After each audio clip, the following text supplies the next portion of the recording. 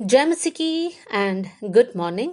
आज सुबह प्रभु का वचन हमारे लिए भजन संहिता 136 और उसका पहला आयत साम्स 136 वर्स 1।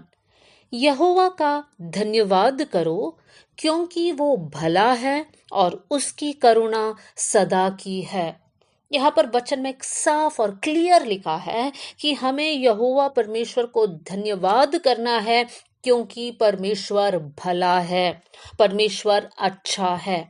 मेरे प्रियो, बहुत से वक्त हम लोगों को देखकर कुछ लोगों के बारे में हम बोलते हैं ये तो बहुत अच्छे लोग हैं, लेकिन कभी कभी हम ऐसे भी बोलते हैं ये लोग तो बहुत अच्छे थे, पता नहीं इनके साथ इन लोग ऐसे कैसे बदल गए, अब ये काम कैसे कर रहे हैं उन लोग। इस प्रकार भी हम लोग बोलते हैं क्योंकि लोग बदलते हैं, लेकिन हमारा परमेश्वर कभी नहीं बदलता।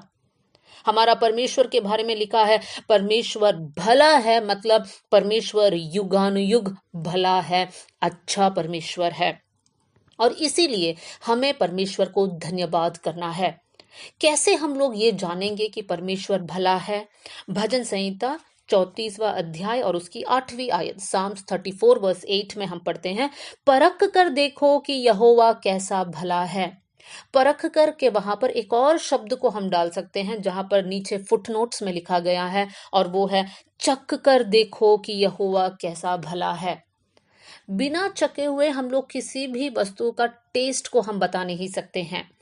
तो हमारी जिम्मेदारी ये है कि हम प्रभु पर विश्वास करें, परमेश्वर के वचनों के अनुसार चले, विश्वास में हम दृढ़ रहे, तब हम परमेश्वर की भलाई को हमारे जीवन में हम देख सकते हैं। तब हम अनुभव कर सकते हैं कि परमेश्वर कितना भला है। मेरे प्रियो, आज एक सवाल हमारे सामने है, क्या आपने परमेश्वर की भलाई को अनुभव किया है? क्या किसी के कहने पर आप इस विश्वास के जीवन में चल रहे हैं, या फिर सच में आपने परमेश्वर के भलाई को चख कर देखा है? मेरे प्रियो, एक और आयत को मैं आपके सामने रखना चाहती हूँ, और वो है रोमियो 8वां अध्याय और 28वीं आयत, रोमन्स चैप्टर 8 वर्स 28। यहाँ पर इस प्रकार लिखा है, हम जानते हैं कि जो लोग परमेश्वर से प्रेम रखते हैं उनके लिए सब बातें मिलकर भलाई ही को उत्पन्न करती है। यहाँ पर वचन में लिखा है हम लोग प्रभु से प्रेम करते हैं, और जो लोग प्रभु से प्रेम करते हैं उनके लिए सारी बातें मिलकर भलाई ही को उत्पन्न करती है।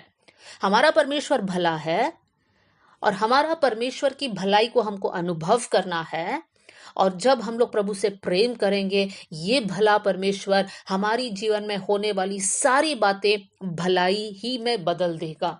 आज दुख होगा, संकट होगा, बीमारी होगा, संघर्ष होगा, आज आप फाइनेंशियल प्रॉब्लम से होकर जा रहे होंगे, बहुत सारा समस्या है, लेकिन मेरे प्रियो, परमेश्वर ये सारी बातों को बदलकर हमारी भलाई के लिए कन्वर्ट कर देगा।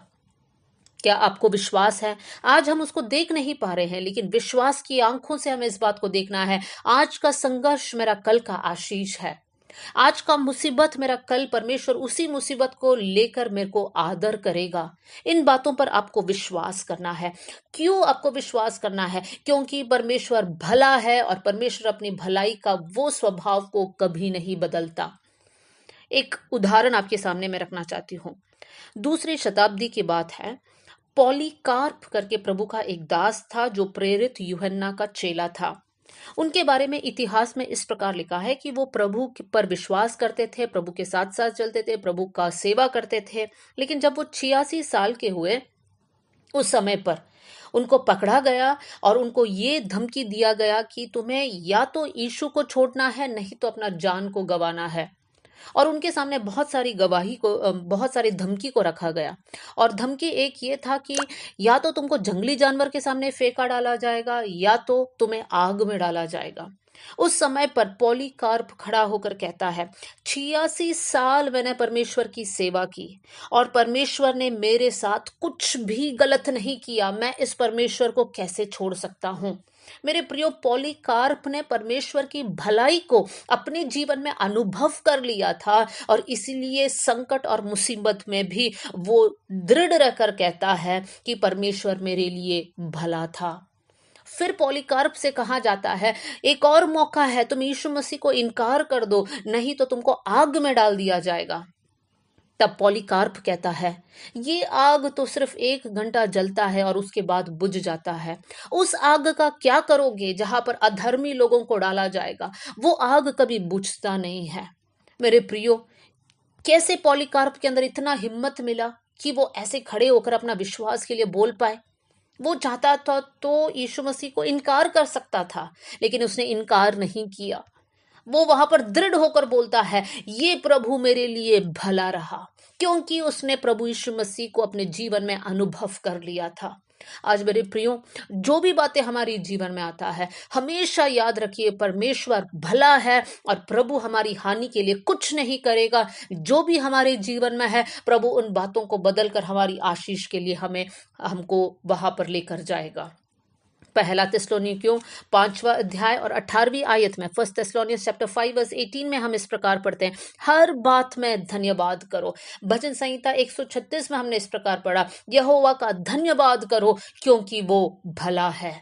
मेरे प्रियो, एक और बार मैं आप लोगों का हिम्मत को बढ़ाना चाहती हूँ। परमेश्वर भला है और भला ही रहेगा। परमेश्वर अच्छा है और हमेशा अच्छा ही रहेगा। इस प्रभु की आप सेवा कर रहे हैं, वो परमेश्वर को आप चख कर देखना और आप उस परमेश्वर की भलाई को अपने जीवन में अनुभव कर पाएंगे। आइए हम लोग प्रार्थना करें। स्वर्गीय पिता, आज का वचन के लिए मैं धन्यवाद करती हूँ। प्रभु, आप कितने भले हो। प्रभु जी, आप कितना भला परमेश्वर है, अच्छा परमेश्वर है।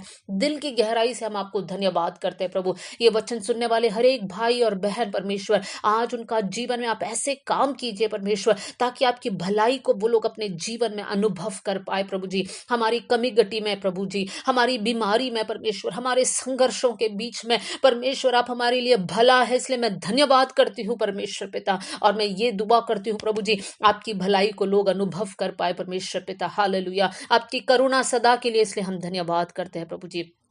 सदा आपका धन्यवाद करने के लिए आप हमारी मदद करना। आज का दिन को आप आशीषित करना प्रभु, हमारा जीवन आपकी महिमा के लिए होने पाए। आपने हमारी प्रार्थना सुन लिया, इसलिए धन्यवाद। आदर और महिमा आपको देते हुए यीशु के नाम से हम मांगते हैं, amen. God bless you all. जय मसीह की।